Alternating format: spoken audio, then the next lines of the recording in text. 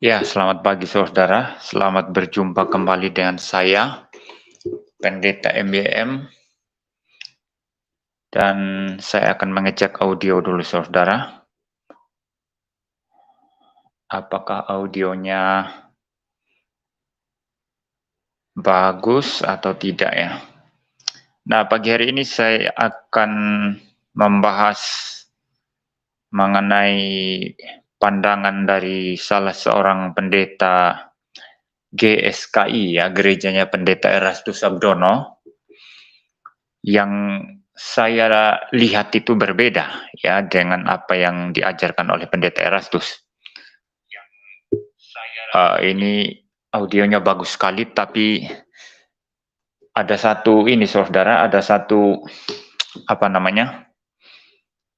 satu materi yang saya lupa persiapkan, jadi saya stop kameranya dulu ya saudara ya, dan saya persiapkan materi itu, lalu kemudian juga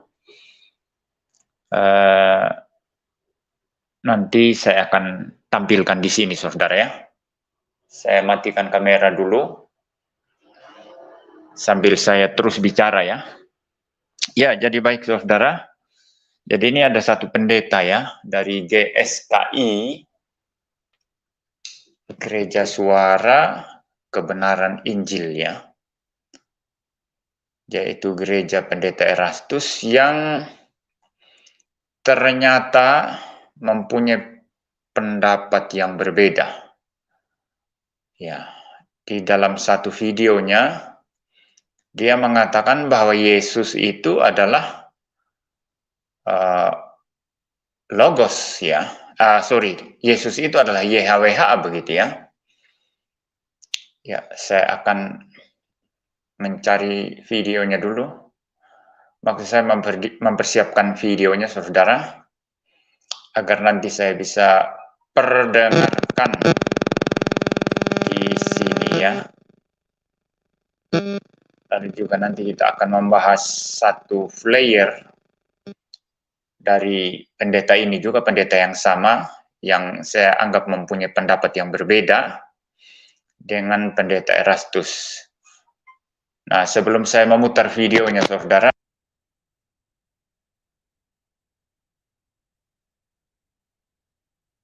share screen. Ya, saya akan share screen flyernya. Ya, kamera saya hidupkan lagi saudara. Saya share screen dulu ya.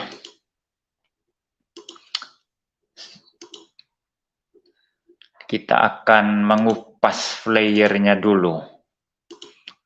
Ini dari GSKI Pluit ya. Pluit ini Jakarta Utara ya saudara ya. Ya, GSKI Pluit itu sudah tampil di screen ya saudara ya. Nah, itu ada satu flyer saudara yang tertulis di sana adalah seperti ini, saya bacakan. Quote of the week ya.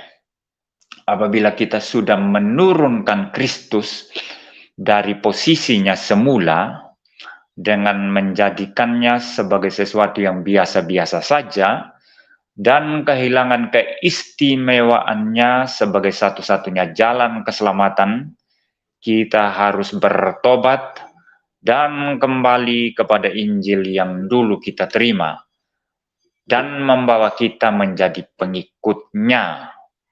Pendeta Dr. Mark P. Elias Saputra, yaitu namanya saudara ya. Jadi ini saya lihat di postingan salah seorang di Facebook saudara, lalu saya juga kemudian memposting kembali ini di Facebook saya dan memberikan komentar-komentar saya terhadap apa yang tertulis di dalam flyer ini. Nah, di dalam komentar saya, saudara, saya mengatakan apakah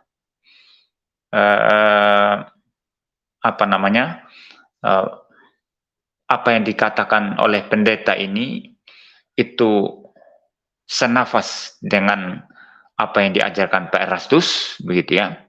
Lalu kemudian saya mengatakan ini tidak senafas dengan apa yang diajarkan Pak Erastus. Lalu kemudian itu ada banyak sekali itu tanggapan-tanggapan saudara. Mungkin ini karena fasilitasnya bisa ya, mending sekaligus saya tampilkan juga ya postingan saya di Facebook saudara. Ya, harap bersabar. Ya. Jadi ada banyak sekali komentar saudara yang mengatakan, enggak, apa yang dikatakan itu sudah sesuai dengan ajaran Pendeta Erastus. Tetapi yang lain berkata, iya ini beda sendiri ini gitu ya. Tidak semua di GSKI itu sama dengan apa yang diajarkan Pendeta Erastus begitu. Nah, jadi beragam tanggapan. Tetapi saya sendiri kemudian membuat satu postingan lain di Facebook saudara, untuk mempertahankan pendapat saya bahwa apa yang dikatakan pendeta ini dari GSKI Pluit ini itu berbeda, bahkan melawan apa yang dikatakan oleh Pendeta Erastus ya. Ya baik, saya akan tampilkan saudara ya. Yang ini saya turunkan dulu ya dari screen. Saya akan menampilkan apa yang ada di wall Facebook saya. Ya, sebentar.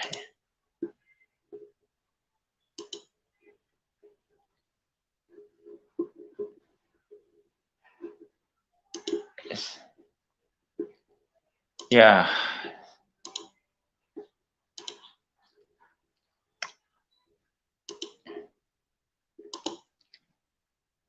Ya. Mudah-mudahan bisa cepat tampil ya.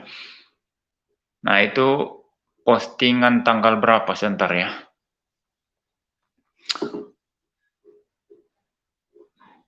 Ya, ini postingan sekitar 6 hari lalu ya. Ya, itu saudara ya. Itu postingan Facebook saya. Dan saya menulis begini di situ. Apakah ini senafas ajaran Pak Eras? Selamat pagi semua. Apakah mungkin di gereja ini yang Pak Eras tidak mau injak lagi lantainya karena tidak menyanyikan lagu-lagu ciptaannya, tetapi menyanyikan lagu-lagu yang tidak senafas ajaran Pak Eras? Apa yang tertulis di gambar ini benar-benar tidak senafas teologi Pak Eras. Nah, yang saya maksud itu yang ada di flyer tadi itu saudara ya. Yaitu benar-benar tidak senafas dengan ajaran Pak Eras ya. Ya, jadi saya katakan di sini mungkinkah gereja ini di mana Pak Eras bilang saya tidak mau injak lagi gereja itu jika tidak menyanyikan lagu-lagu yang saya ciptakan begitu ya, atau jikalau gereja itu menyanyikan lagu-lagu yang tidak senafas ajaran kita, itu kata Pak Eras. Itu ada videonya viral juga itu saudara ya. Pak Eras marah di sana ya, karena ada gereja GSKI yang ternyata tidak menyanyikan lagu-lagu Pendeta Erastus, tetapi menyanyikan lagu-lagu yang tidak senafas ajaran Pak Eras ya. Mungkin lagu-lagu yang mengatakan Yesus engkaulah pencipta, Yesus engkaulah Tuhanku, Yesus engkaulah Yehovah gitu mungkin ya. Saya tidak tahu ya saudara ya. Jadi Pak Eras marah-marah ya, tidak senafas ajaran kita katanya. Nah, apa mungkin di gereja ini saya tidak tahu ya, tetapi jelas apa yang ada di flyer ini itu tidak senafas ya. Nah, begitu saya memposting ini banyak sekali komentar saudara. Ini di komentar ada 70 komentar di sini. Ya, ada yang mengatakan itu sudah senafas itu, Pak. Itu tidak berbeda, itu apa yang dia katakan di sana itu ya sama dengan ajaran Erastus. Saya katakan tidak. Nah, lalu kemudian saya membuat kembali satu postingan untuk mempertahankan argumentasi saya. Ya, ada baiknya saya membaca saja saudara ya. Ya, di sini. Saya menulis begini di postingan sesudahnya ya. Tafsiran saya atas tulisan seorang pendeta GSKI. Tafsiran ini saya buat berdasarkan tanggapan Yohanes Setiawan. Ini Yohanes Setiawan yang salah satunya mengatakan, itu senafas Pak. Ya, bukan dia tidak bermaksud demikian. Dia hanya mengira saya ini terlalu terburu-buru mengatakan bahwa apa yang ada di flyer itu melawan apa yang diajarkan Pendeta Erastus, karena ada banyak kemungkinan lah begitu ya menurut dia ya. Jadi tidak bisa terlalu cepat mengatakan dia itu tidak senafas ya. Dan saya kemudian menanggapi begini, ya, ada 3 frase kunci yang tak sejalan dengan teologi Erastus di sini. Pertama, di dalam flyer itu mengatakan menurunkan Kristus dari posisi semula dalam kaitannya dengan 2, ya, keistimewaannya sebagai satu-satunya jalan keselamatan. Jadi maksud saya di sini adalah ini saudara ya, di dalam flyer itu ada 3 frase kunci ya. Yang pertama itu ada istilah menurunkan Kristus dari posisi semula. Ya, menurunkan. Perhatikan istilah menurunkan, saudara. Ya, dan ini nanti berkaitan erat dengan frase yang berikut ya. Maksud saya ini bukan urutan frase secara kronologis, tidak. Maksud saya melihat ada 3 frase kunci di sana yang menyebabkan saya mengambil kesimpulan bahwa apa yang ada di flyer itu sama sekali bertentangan dengan ajaran Pendeta Erastus. Ya. Nah, ada kaitannya nanti dengan frase kunci yang kedua, yaitu keistimewaannya sebagai satu-satunya jalan keselamatan. Nah, saya bahas yang pertama dulu, saudara. Menurunkan Kristus dari posisi semula. Ini maksudnya apa, saudara? Apakah flyer itu mengkritisi orang-orang Trinitarian yang melawan Pendeta Erastus? Saya kira tidak. Karena kalau sedang mengkritisi orang-orang Trinitarian, istilah menurunkan di sini tidak cocok, ya. Istilah menurunkan di sini itu tidak cocok. Mengapa tidak cocok? Karena justru orang-orang Trinitarian, kalau dilihat dari perspektif Erastus, itu meninggikan atau menaikkan Yesus sebagaimana tidak sebagaimana seharusnya.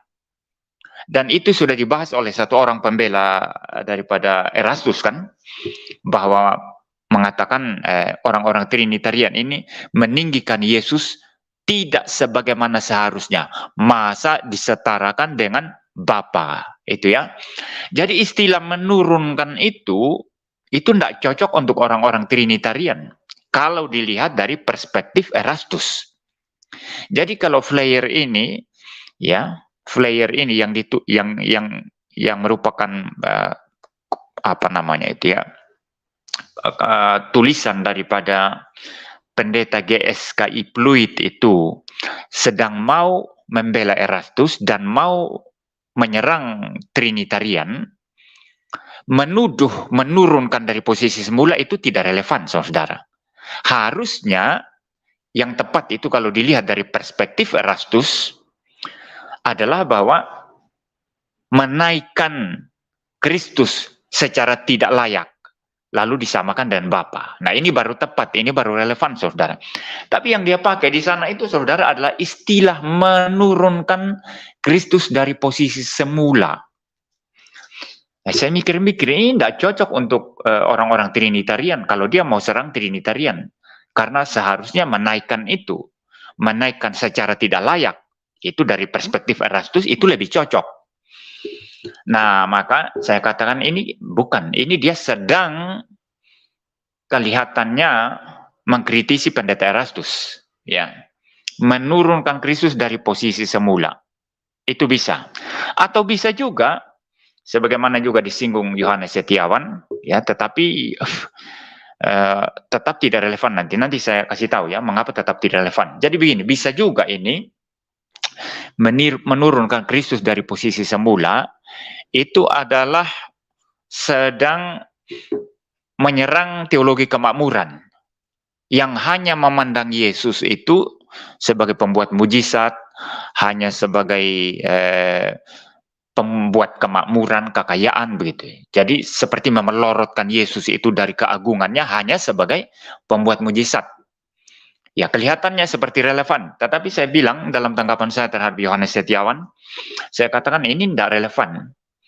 Karena orang yang pegang teologi kemakmuran, walaupun mereka menggunakan atau dalam tanda kutip memperalat Tuhan Yesus untuk mujizat-mujizat dan kesembuhan, ya, tetapi orang-orang teologi kemakmuran tetap memandang Yesus itu adalah Tuhan, Yesus adalah Allah, Yesus adalah pencipta. Cuman mereka menyalahgunakan kekuasaan Kristus sebagai Tuhan itu, sebagai Allah Maha Kuasa, ya, sebagai pencipta, untuk memperkaya diri mereka dan kemakmuran, untuk kesuksesan, kesembuhan semata. Jadi ini juga tidak relevan untuk istilah menurunkan Kristus dari posisi semula. Karena orang-orang karismatik kemakmuran tetap memandang Yesus sebagai Allah pencipta, cuman fokus mereka kan hanya untuk mujizat, untuk kesembuhan. Tetapi dalam hal posisi, Yesus adalah Allah, Yesus adalah Tuhan, bahkan Yesus adalah Yahweh, itu mereka tidak menurunkan dalam konteks ini. Jadi tetap tidak relevan kalau dikatakan Flair ini sedang mengkritisi teologi kemakmuran.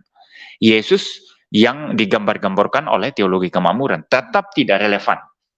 Ya, jadi apa maksudnya istilah menurunkan dari posisi semula ini? Menurunkan Kristus. Saya kok kuat dugaan saya ini yang dimaksud adalah ajaran Pendeta Erastus. Ya, mungkin kita kembali ke flyernya, saya baca ulang ya. Apabila kita sudah menurunkan Kristus dari posisinya semula, dengan menjadikannya sebagai sesuatu yang biasa-biasa saja, dan kehilangan keistimewaannya sebagai satu-satunya jalan keselamatan. Kita harus bertobat dan seterusnya, saudara. Jadi kalau pertama, serangan ini diarahkan kepada orang Trinitarian tidak relevan ya.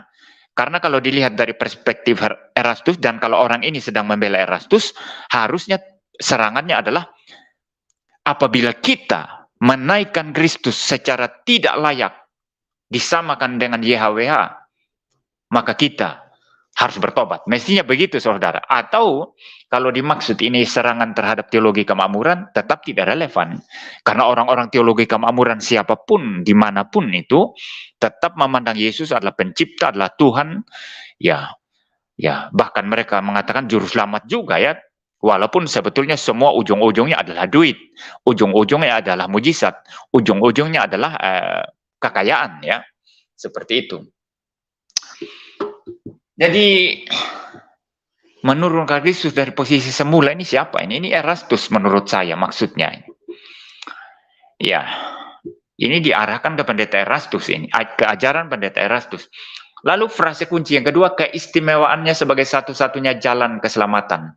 Nah, orang berkata lagi,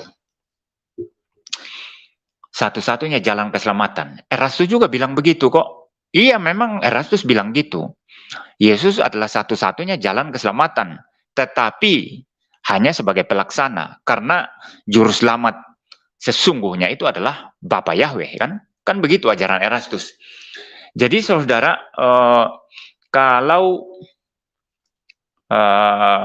dikatakan ini sudah selaras dengan ajaran Erastus, keistimewaannya sebagai satu-satunya jalan keselamatan, ini istilahnya itu masih bisa diperdebatkan ini.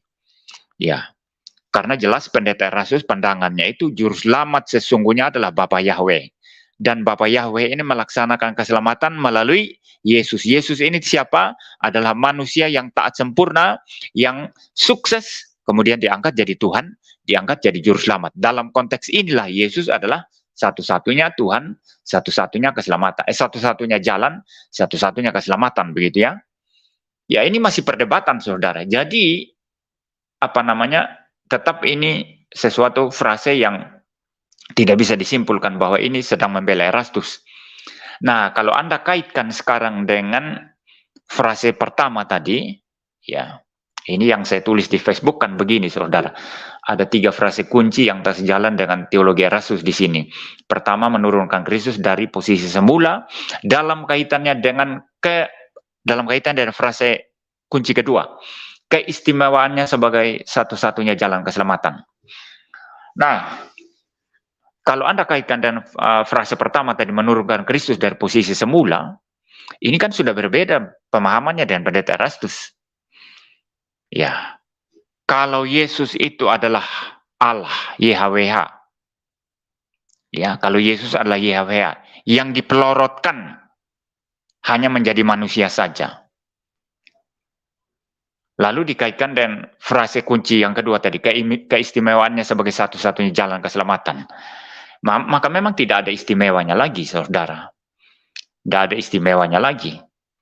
Ya, apa istimewanya? Hanya jadi tokoh teladan saja kan?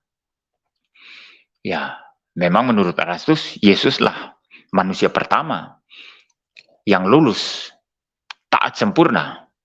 Ya, betul-betul taat sempurna, tidak bercacat.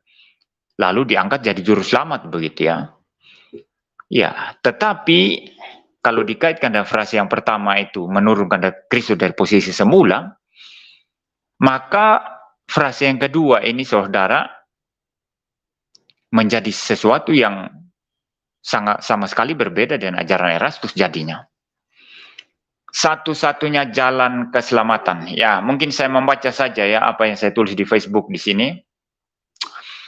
Perhatikan ini baik-baik. Teologi Erastus tidak seperti ini. Erastus percaya Yesus juru selamat karena sukses taat lalu diangkat jadi juru selamat.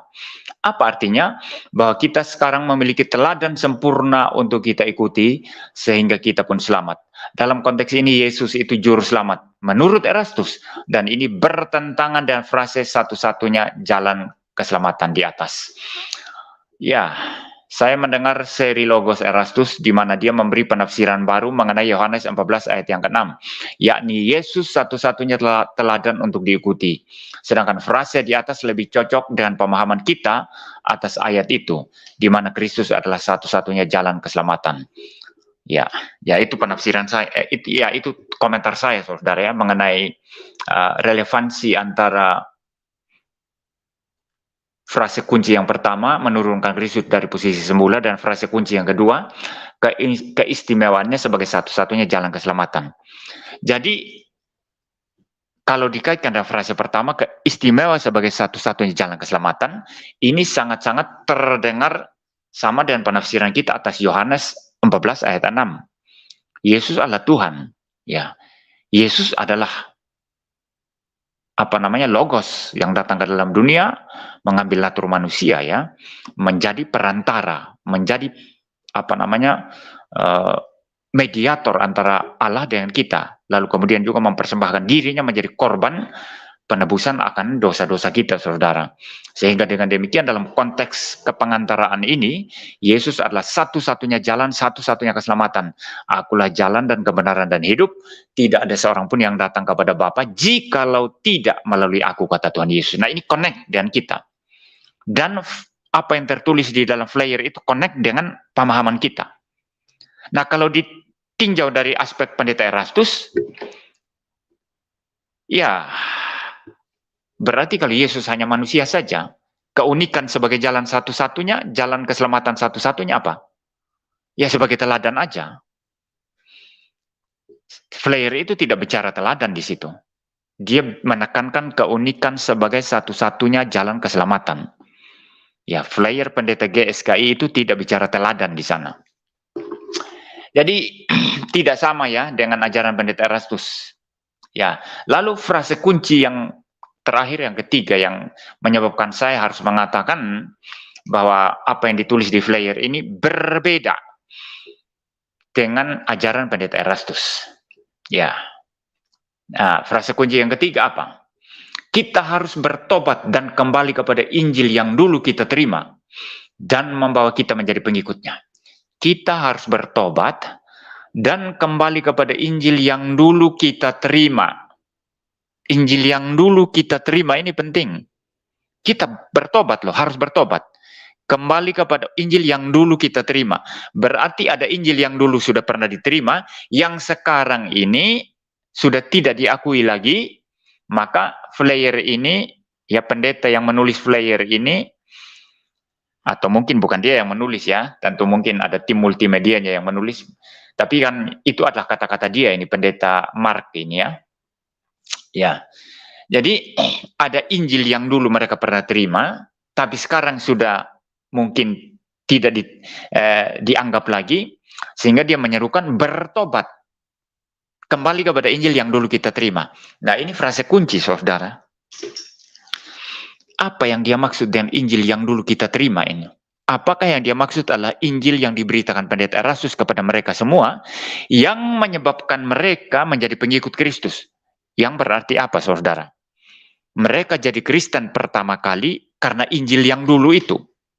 Nah, apa itu maksudnya Injil yang diberitakan pendeta Erastus? Yaitu Injil bahwa Yesus manusia yang taat sempurna, lalu diangkat jadi Tuhan dan Juru Selamat. Apa itu maksudnya? Saya tidak yakin, saudara. Saya tidak yakin. Kenapa saya tidak yakin? Sangat tidak yakin. Kenapa? Saya tidak percaya kalau mereka semua ini ya, katakanlah ini, anggaplah ini pendeta Mark ini bicara dirinya sendiri dan jemaatnya GSKI Pluit ya. Jadi istilah kita di sana ya, saya baca ulang ya. Kita harus bertobat, kita. Katakanlah pendeta Mark dan jemaatnya. Atau kalau mau lebih luas, kata kita ini maksudnya kekristenan secara umum, termasuk saya, termasuk semua orang. Nah, kalau itu, mungkin saya pilih-pilih, saudara ya. Pertama dulu, kalau maksudnya ini kata kita adalah pendeta Mark ini dengan jemaatnya GSKI Pluit, saya tidak yakin kalau semuanya mereka itu adalah hasil penginjilan pendeta Erastus. Dengan notabene, Injil bahwa Yesus itu hanya manusia saja yang diangkat jadi Tuhan dan Juru Selamat karena sukses taat. Kalau itu yang dimaksud sebagai Injil yang dulu, Injilnya Erastus, bahwa Yesus manusia taat, sempurna, diangkat jadi Tuhan dan Juru Selamat, lalu jadi teladan, ya, lalu mereka semua menjadi pengikut Kristus oleh berita Injil versi Erastus itu, saya tidak yakin, saudara. Saya tidak yakin. Masa semua itu hasil penginjilan pendeta Erastus, dan notabene berita Injilnya adalah berita Injil ajaran Erastus itu. Sehingga yang disebut sebagai Injil yang dulu kita terima itu adalah Injil yang dibawa Erastus, sesuai ajaran Erastus. Saya tidak yakin, saudara, masa satu gereja Pluit itu dan pendetanya ini semua dulu diinjili oleh pendeta Erastus sesuai dengan berita Injil Erastus mengenai Yesus yang adalah manusia yang diangkat jadi Tuhan dan Juru Selamat. Saya tidak yakin. Apalagi kalau yang dimaksud dengan kata kita di situ adalah pendeta ini, jemaat GSKI Pluit, dan semua orang yang termasuk ke dalam kekristenan, termasuk saya. Dia menyerukan pertobatan dan menyerukan kepada kita semua untuk kembali kepada Injil yang semula kita dengar. Itu lebih tidak mungkin lagi kalau Injil yang dimaksud adalah yang diberitakan Erastus. Karena saya bukan dengar Injil dari Erastus. Ya, banyak orang Kristen bukan dengar Injil dari Erastus. Lebih tidak relevan lagi, saudara. Jadi yang dimaksud kata kita di sini siapa? Kalau yang dimaksud pendeta ini dengan kata kita adalah dia dan jemaatnya GSKI Pluit, tetap tidak masuk akal kalau semua itu hasil penginjilan Erastus dengan berita Injil versi Erastus yang dianggap sebagai Injil yang dulu kita terima. Apalagi kalau maksudnya semua orang di dalam kekristenan ya, mari kita bertobat kembali kepada Injil yang dulu kita terima. Tambah tidak mungkin lagi kalau Erastus semua yang memberitakan Injil kepada mereka semua, termasuk kepada saya ya. Jadi, saudara, apa yang dia katakan di sini itu adalah jelas. Kembali kepada Injil yang dulu. Artinya, Injil yang mereka pernah terima pertama kali ketika menjadi orang Kristen. Yaitu bahwa Yesus itu adalah Logos yang berinkarnasi menjadi manusia, lalu kemudian mati di salib untuk dosa-dosa. Itu maksudnya ini, saudara. Bukan Injil yang dulu yang dimaksud itu adalah Injil yang diberitakan Erastus sesuai dengan ajaran Erastus. Saya tidak percaya itu. Jadi ini nggak bisa dibantah, saudara. Injil yang dulu kita terima artinya Injil yang diajarkan oleh gereja, bahwa Yesus adalah Logos, Sang Firman yang berinkarnasi menjadi manusia. Itu yang dia maksud di sana. Ya, jadi saya baca ulang sekarang ya, seluruh apa yang dia tulis dalam flyer ini. Apabila kita sudah menurunkan Kristus dari posisi semula dengan menjadikannya sebagai sesuatu yang biasa-biasa saja dan kehilangan keistimewaannya sebagai satu-satunya jalan keselamatan, kita harus bertobat dan kembali kepada Injil yang dulu kita terima. Injil yang dulu kita terima, pasti bukan yang diajarkan Erastus, dan membawa kita menjadi pengikutnya. Berarti ini orang sedang menyerukan kembali kepada Injil yang dulu, di mana kita bertobat dan menjadi orang Kristen, yaitu bahwa Yesus adalah Logos, Firman yang datang ke dalam dunia. Saya kira itu maksudnya, saudara. Jadi argumentasi saya ini nggak bisa dibantah, saudara ya. Ini tidak selaras, tidak senafas dengan ajaran pendeta Erastus. Ini berbeda dengan apa yang diajarkan Erastus. Nah, ternyata saudara Yohanes Setiawan, saudara, setelah saya memberikan tanggapan seperti ini, dia meneliti sendiri juga. Dia kemudian mendengarkan langsung video dari pendeta ini di kanal YouTube mereka. Lalu apa yang dia dengar itu dia dia kirimkan ke saya, saudara ya. Ini saudara Yohanes Setiawan ya. Jadi saya putar di sini videonya sekarang ya, saya putar lewat HP saja dan itu clear nanti apa yang dia katakan di sana, saudara ya. Ya. Saya coba putar ya, saudara ya. Oh, sebentar, saudara. Saya besarkan volumenya dulu ya. Biar kinclong suaranya. Ya, silakan saudara dengarkan teliti. Ya. Nah, orang-orang Yahudi dan Kristen biasanya itu mengalami aniaya akibat tidak memenuhi aturan tersebut. Ya, orang Yahudi itu dimusuhi itu biasa nggak memenuhi aturan tersebut. Kristen apalagi gitu ya. Karena orang Yahudi dan Kristen itu eksklusif. Mereka cuma punya satu Allah. Orang Yahudi juga cuma punya satu Allah, Yahweh. Orang Kristen juga punya satu Allah, Yahweh sama dengan Yesus. Sehingga mereka menganggap dewa-dewa lain itu salah. Dewa-dewa lain. Saya stop dulu ya. Ya, memang di sini dia tidak sedang membuat pengakuan iman orang ini. Tetapi Anda, saudara dengarkan dan teliti tadi, waktu dia bicara tentang orang Kristen juga percaya satu Allah. Yahweh sama dengan Yesus, katanya saudara. Perhatikan baik-baik. Yahweh sama dengan Yesus. Ini saya putar ulang, saudara ya. Sebaiknya saya putar ulang. Ya. Nah, orang-orang Yahudi dan Kristen biasanya itu mengalami aniaya akibat tidak memenuhi aturan. Sebentar aja, saudara. Saya sebentar ya. Maaf. Saya turunkan dulu screen ini, saudara. Biar saudara juga bisa lihat gambar orangnya ya, yang berbicara ini. Ini pendeta yang sama dengan baju yang sama yang ada di flyer, saya pikir ya. Ya, batik yang sama dan yang ada di flyer tadi ya. Jadi dia sedang membicarakan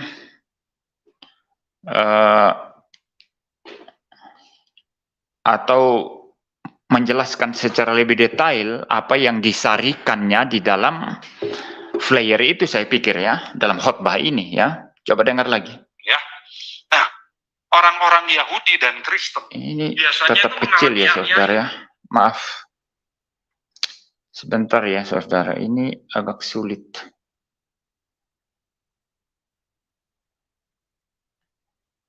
Ya, mungkin saya tunjukkan dulu, saudara ya. Biar saudara lihat orangnya ya. Yaitu orangnya, saudara. Ya, batiknya sama ya dengan yang di di flyer ya.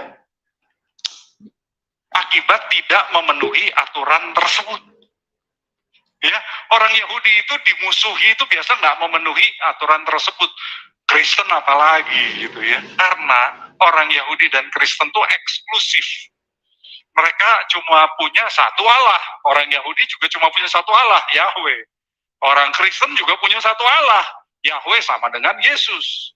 Sehingga mereka menganggap dewa-dewa lain itu salah, dewa-dewa lain itu iblis bahkan, ya. Sehingga mereka mengklaim eksklusivitas, kitalah agama yang benar. Nah, orang Yahudi begitu, tapi orang Yahudi masih terbatas kepada bangsa Yahudi. Orang Kristen sudah tidak terbatas pada bangsa Yahudi. Jadi semua bangsa lain pun boleh jadi Kristen. Dan bersemangat menginjili, karena amanat Ya, dia bicara penginjilan kemudian ya saudara ya. Jadi kalau saudara mendengarkan apa yang dikatakan di situ tadi, ya, Yesus adalah Yahweh, itu jelas sekali ya. Dia bicara orang Kristen ya. Dan secara umum ya, waktu dia bicara Kristen di sana, dia bicara Kristen dalam pengertian yang alamiah, yang normal, dan dirinya sendiri ya masuk ke sana ya begitu ya. Karena dia bicara Kristen secara umum dan dia mengatakan orang Kristen itu memandang atau menganggap Yahweh adalah Yesus adalah Yahweh begitu ya. Ya, jadi saudara sangat clear ya. Jadi dari cuplikan video ini tadi saudara, bagi saya memang mengindikasikan bahwa pendeta ini dan gereja yang dipimpinnya itu berbeda dengan pendeta Erastus ya. Tidak sama dengan pendeta Erastus. Dan kalau saya membandingkan dengan apa yang pendeta Erastus dulu marah-marah, masalah pujian, masalah lagunya tidak dinyanyikan, ya kemungkinan besar ya mungkin dari gereja-gereja seperti ini yang Pak Erastus bilang, saya tidak akan injakan kaki lagi ke gereja itu katanya. Ya, itu jelas bukan gereja lain, pasti gereja GSKI saudara ya. Ya, baik saudara, jadi kesimpulan terakhir saya adalah semoga saja ada banyak pendeta GSKI ya yang tidak sama pandangannya dengan pendeta Erastus dan berani untuk melawan ajaran pendeta Erastus ya, supaya kemudian banyak orang Kristen itu kembali kepada sebagaimana yang dikatakan pendeta itu tadi, kembali kepada Injil yang dulu, Injil yang semula yang mereka terima, yang menyebabkan mereka menjadi orang Kristen. Injil di mana Yesus adalah Tuhan, Yesus adalah juru selamat, Yesus itu adalah Yahweh, ya, sebagaimana dia katakan dalam video tadi, yang merupakan keyakinan iman Kristen yang historis dan tidak bisa dibantah. Ya, baik, itu saudara apa yang bisa saya sampaikan dalam video ini. Kalau ada yang mau masuk, 1-2 orang silakan masuk ke room untuk boleh bertanya jawab dengan saya, asal singkat, tepat, dan jelas ya. Kalau tidak ada, saya akan membaca 1-2 komentar di live chat, setelah itu saya tutup live streaming ini.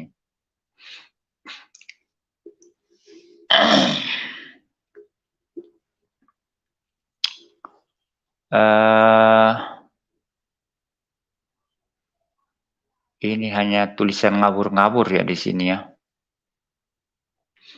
Ini Nuha Lestari ini. Ini Nuha Lestari ini kan yang kadang-kadang masuk ke room saya kan. Ini kan ngaku orang Muslim ini orang ini biasanya. Kok sekarang kasih komentar tentang seolah-olah dia adalah orang Kristen ya. Dia bilang begini, Pak MEM, kalau Yesus adalah YHWH, berarti HTD benar bahwa Yesus adalah Allah sendiri. Yesus memang adalah Allah, tapi kesalahan atau kesesatan HTD itu bukan pernyataan bahwa Yesus adalah YHWH. Itu tidak sesat itu benar. Bahwa Yesus adalah Allah itu benar itu. Kesesatan Nuha Lestari itu adalah kesesatan HTD itu adalah bahwa dia mengatakan Yesus adalah Bapa adalah Yesus. Nah, kamu juga Nuha Lestari kacau pikiranmu itu. Ya. YHWH itu Bapa YHWH. Yesus juga adalah YHWH, Roh Kudus adalah YHWH. Jadi YHWH itu tidak unik hanya Bapa saja. Ya, karena itu adalah nama Allah Tritunggal. Nama diri Allah Tritunggal. Itu YHWH. Nah, kalau mengatakan Yesus adalah YHWH, lalu kemudian disimpulkan bahwa Yesus adalah Bapa, itulah kekacauan. Itu kekacauan, ya. Karena sebetulnya itu nama yang umum itu untuk Allah Tritunggal, itu YHWH. Ya, kekacauan HTD itu adalah menyamakan Yesus dengan Bapa. Ya, dia tidak memahami bahwa Yesus itu adalah juga YHWH, Bapa adalah YHWH, karena nama YHWH adalah nama Allah Tritunggal. Tapi HTD itu menolak Allah Tritunggal, menyamakan saja antara Bapa dan Yesus begitu. Ya, ini Nuh Lestari memberi komentar tapi dia tidak paham apa-apa yang dia komentari. Ya, ada lagi enggak ya?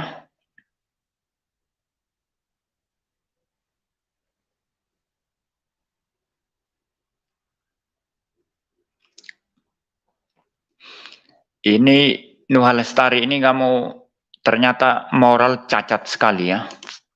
Engkau masuk ke room saya kayak domba ya. Tapi ternyata serigala Anda itu. Anda coba masuk sekarang. Coba buat pertanyaan yang berbobot kalau mampu.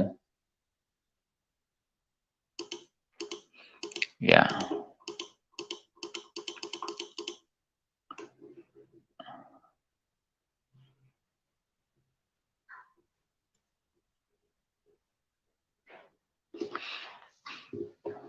Maksahala.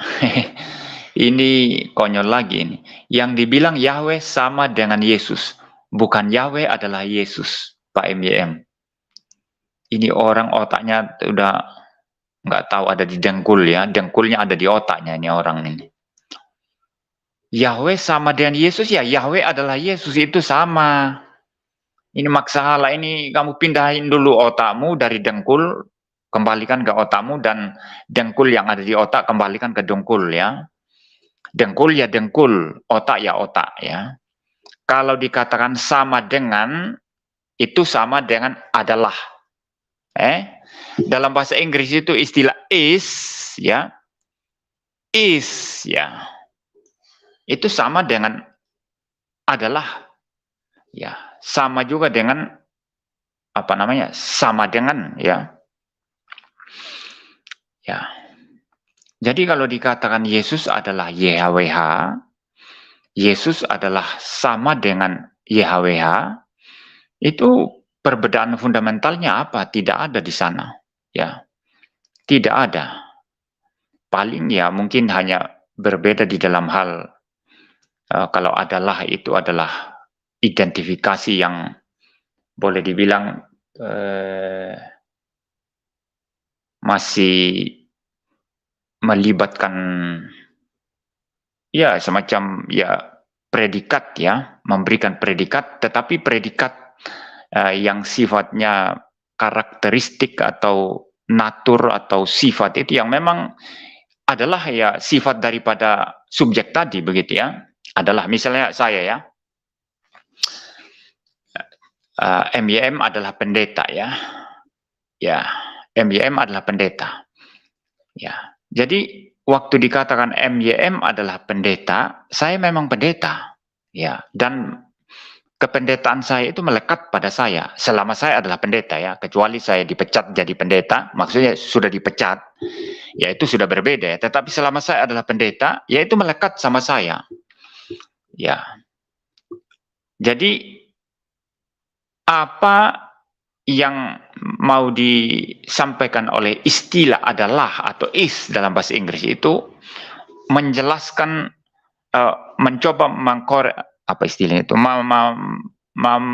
melihat hubungan antara subjek dengan satu predikat yang melekat pada diri subjek itu. Ya, itu adalah ya.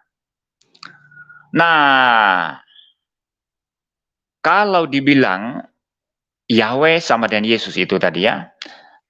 Kalau contoh saya dan istilah pendeta tadi, kalau dikatakan MYM sama dengan pendeta, ya MYM sama dengan pendeta, itu justru lebih kuat lagi itu. Nah, ini mungkin bisa diberlakukan dalam konteks kalau berbicara dengan di GGRI Malang itu pendetanya siapa? MYM. MYM itu ya pendetanya. Pendetanya MYM. Jadi MYM sama dengan pendeta. Pendeta GGRI di Malang. Tidak berbeda, sama. Nah, ini lebih tegas lagi ini. Ini lebih tegas ya, lebih tegas ya. Ini sebetulnya bukan masalah subjek predikat lagi ini. Ini memang sudah identifikasi yang istilahnya itu apa ya? Bertindik tepat begitu ya, bertindik tepat ya, bukan sekedar semacam predikat lagi ya. Seperti itu. Jadi justru ini masalah kalau otakmu ada di kepala bukan di dengkul ya. Justru apa yang dikatakan oleh pendeta GSKI Pluit ini justru lebih kuat itu daripada sekedar pakai istilah adalah yang menunjukkan kepada predikat tertentu.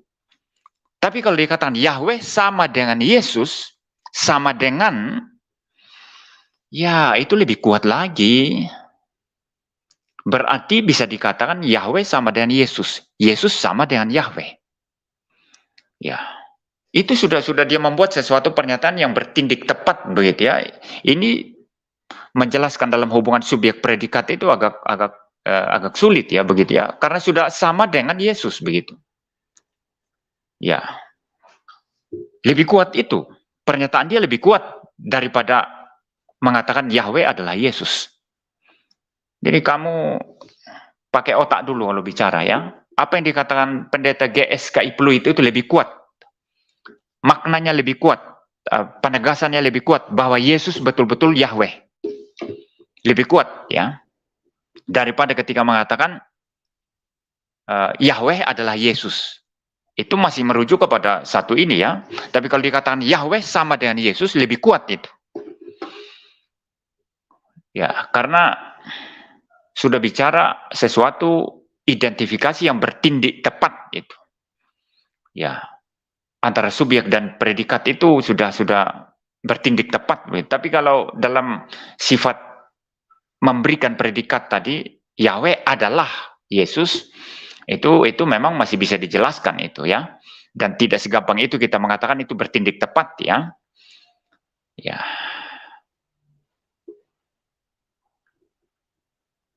Ada lagi?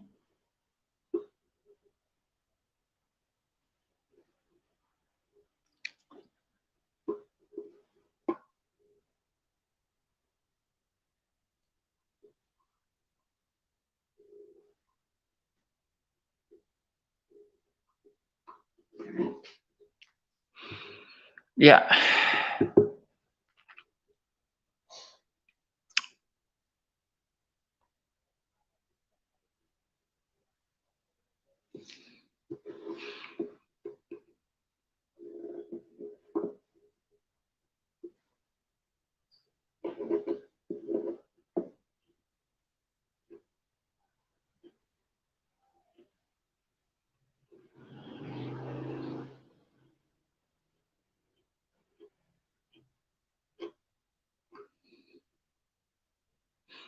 Juni Dohona, ada teman yang sempat diskusi tentang pengajaran PS yang juga melayani di GSKI. Dia mengatakan tidak semua pengajaran PS kami terima dan setujui.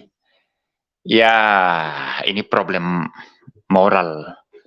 Kalau Anda tidak setujui dan tidak terima, mengapa Anda tidak keluar dari sana? Ya, ini kan masalah prinsip ya. Ini masalah prinsip loh ya, masalah inti iman Kristen. Masalah apa istilahnya ya? Fondasi iman Kristen. Ya. Mengapa Anda tidak menerima? Mengapa Anda tidak keluar dari sana dan tetap menerima semua kebijakan apa yang ada di gereja itu dan Anda hidup di situ. Anda tinggal di situ. Ya, kecuali Anda mau mereformasi di sana ya, mau mereformasi gereja, tapi siapa Anda mau mereformasi Pak Erastus ya? Ya bukan siapa-siapa ya, nggak ada apa-apanya dari pendeta Erastus. Jadi saya tidak percaya kalau ada orang yang mengatakan saya mau mereformasi dari dalam. Kamu itu tidak ada apa-apanya dalam hal kekuatan dengan Erastus Sabdono. Ya saran saya kalau tidak setuju atau menolak ajaran Pendeta Erastus, keluar dari sana. Ya, keluar dari sana. Itu paling tepat ya. Tapi kalau Anda tidak keluar, ini yang problem moral. Iya, problem moral ya. Anda banyak memikirkan apa, alasan apa, saya tidak tahu ya.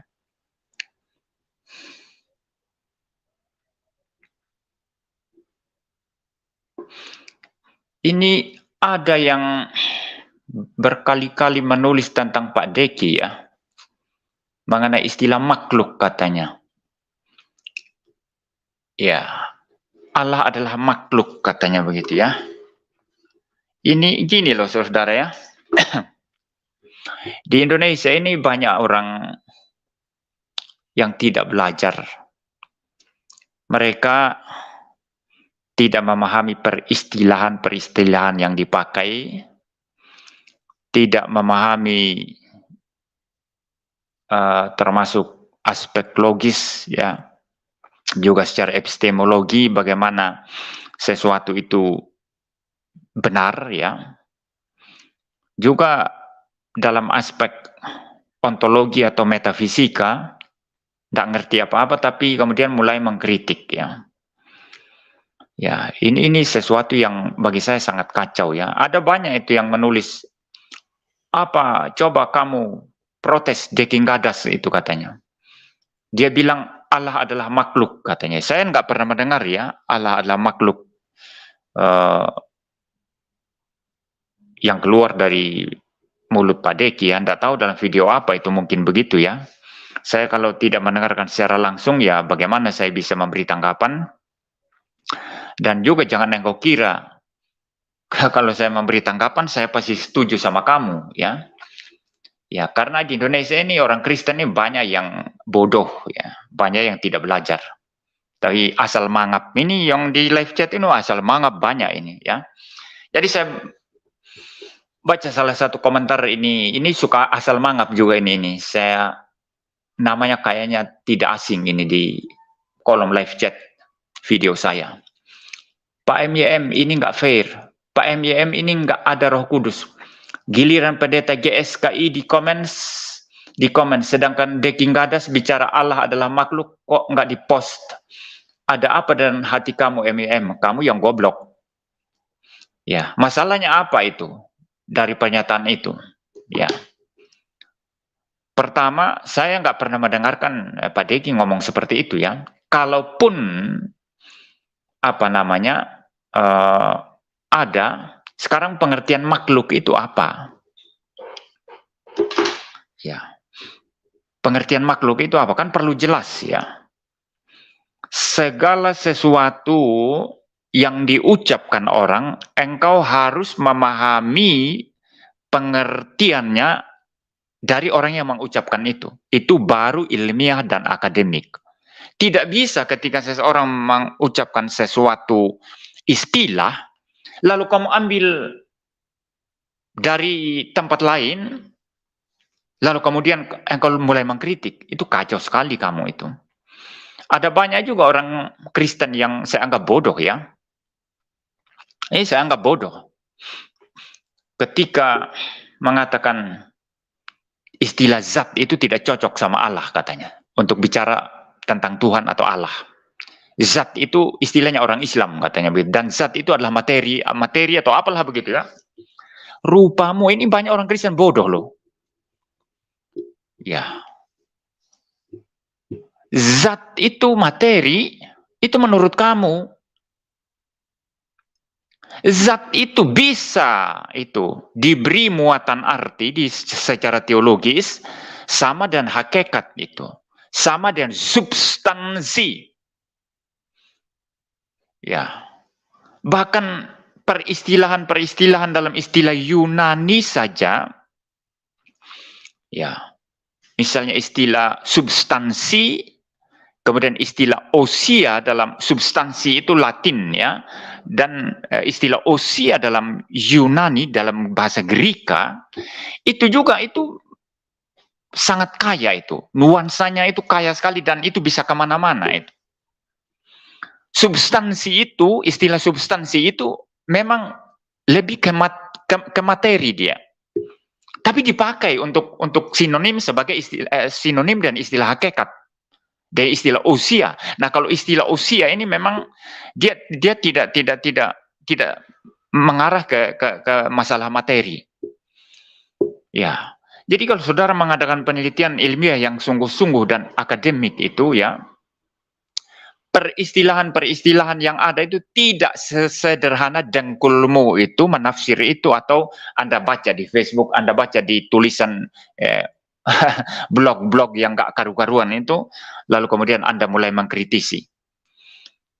Ya, kalau saya berkata Allah Bapa, Anak, dan Roh Kudus adalah satu zat, itu sah secara teologis. Tapi banyak orang Kristen goblok itu mengkritisi itu. Itu punya orang Islam itu materi itu. Itu kamu yang tafsiran kamu itu. Tapi orang itu memberikan sesuatu muatan yang kemudian itu menjadi sinonim dengan istilah usia, substansi, hakikat.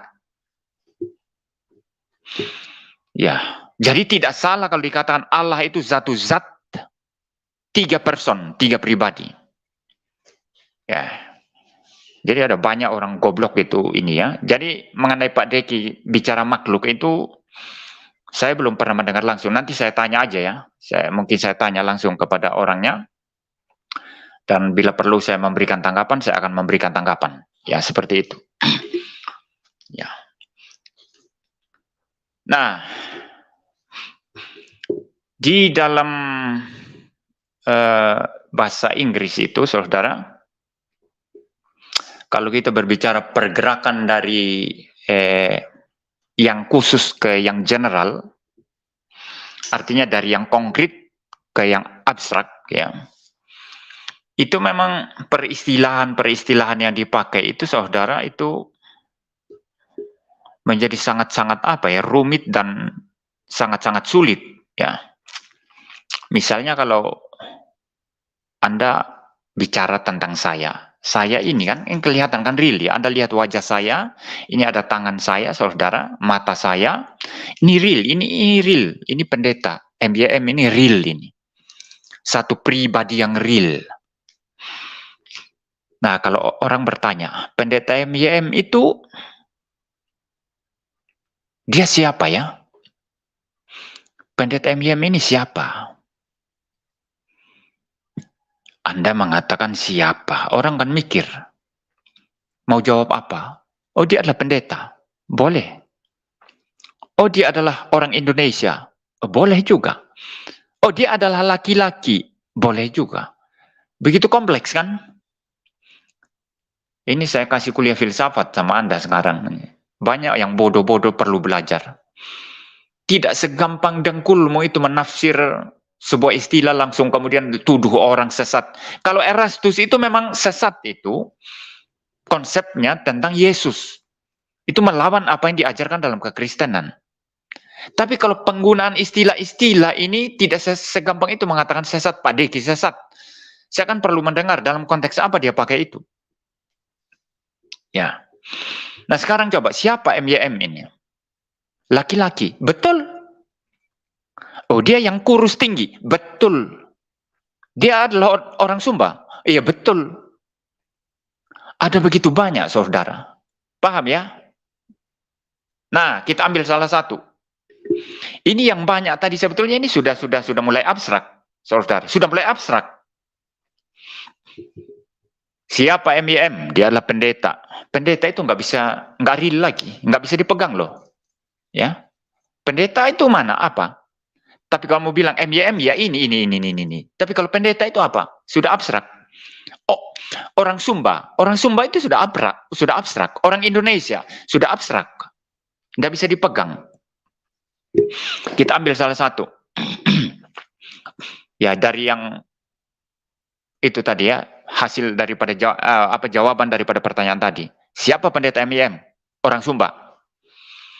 Nah, orang Sumba itu kan abstrak. Kita tanya lagi. Orang Sumba itu apa sih?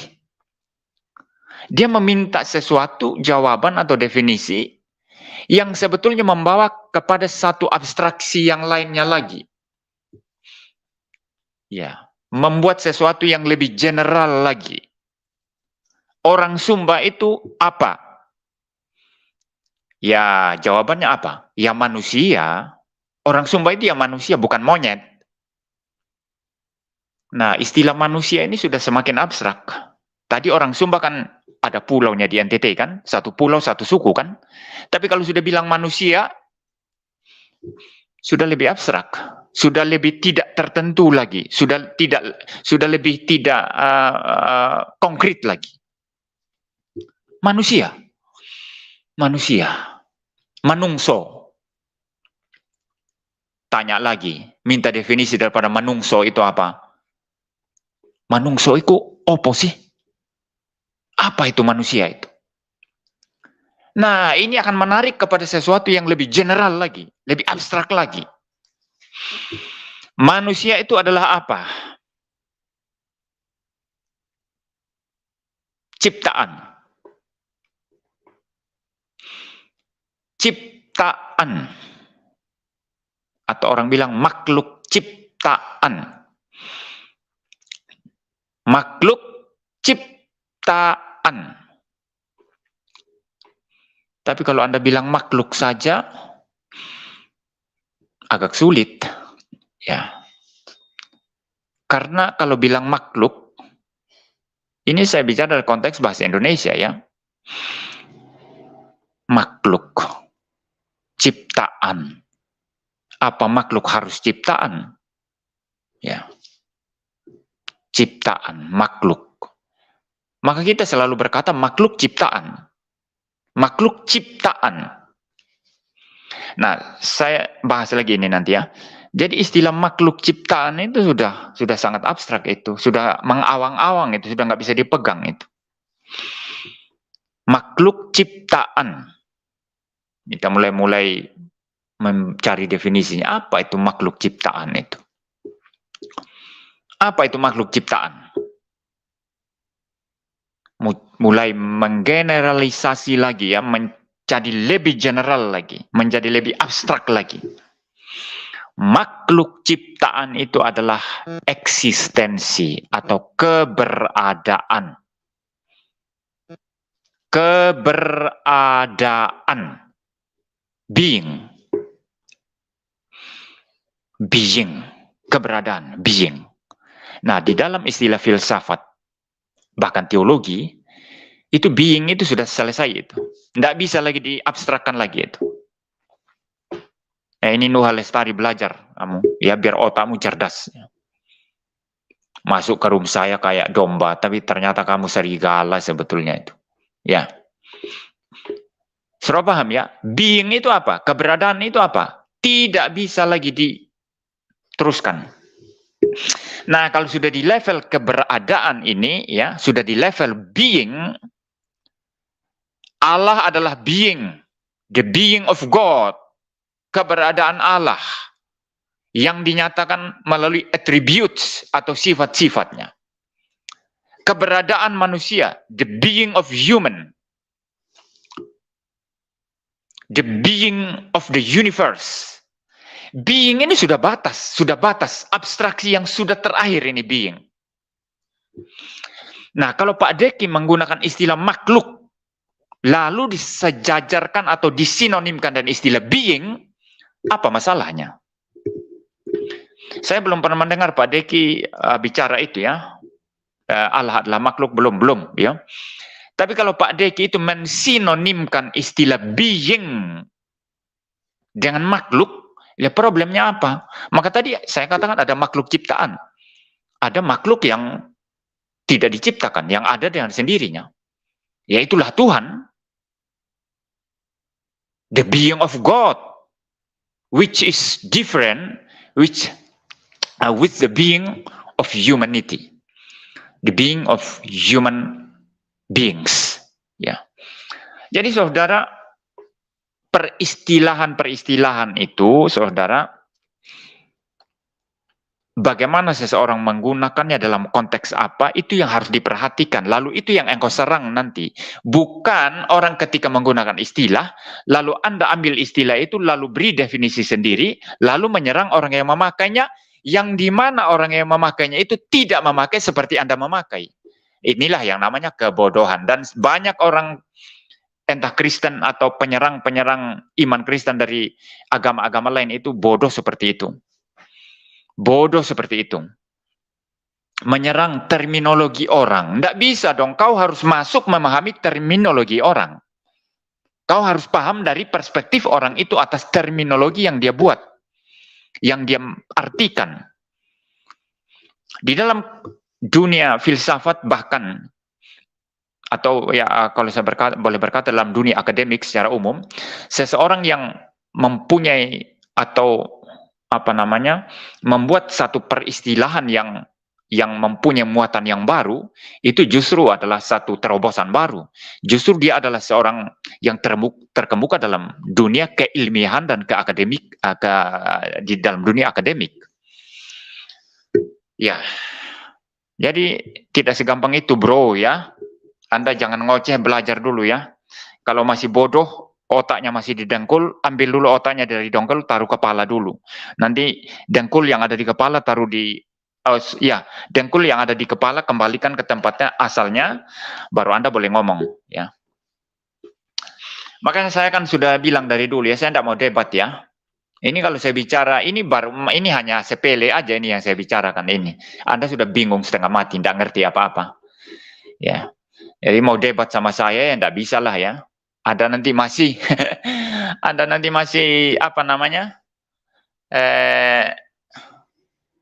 tidur dengan itu. Ya, itulah ya. Sibuk hanya membahas hal-hal yang tetek bengek, yang sama sekali konkret dan real dan tidak menuju kepada sesuatu yang sifatnya lebih konseptual, lebih abstrak. Ya, enggak usahlah itu sama saya. Enggak ada guna.